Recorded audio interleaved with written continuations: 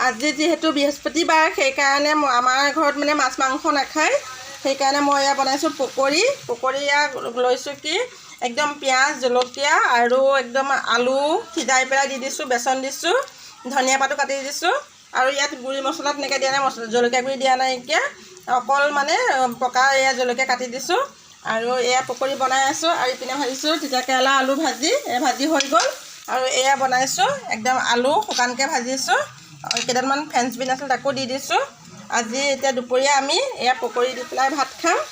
আপোনালোকে কোনে কোনে এনেকৈ পকৰি দি ভাত খাবলৈ ভাল পায় কমেণ্টত জনাব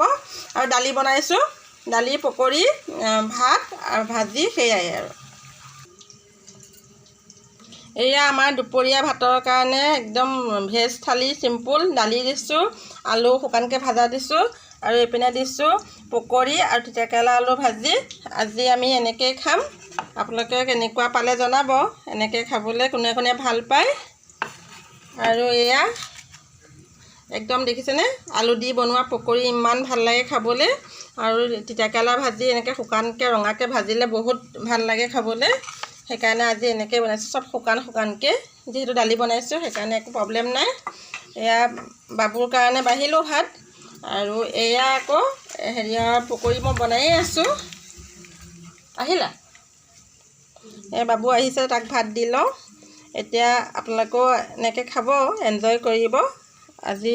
ভিডিঅ'টো কেনেকুৱা পালা দেখিছে এয়া নিলেই বাবুৱে খাবলৈ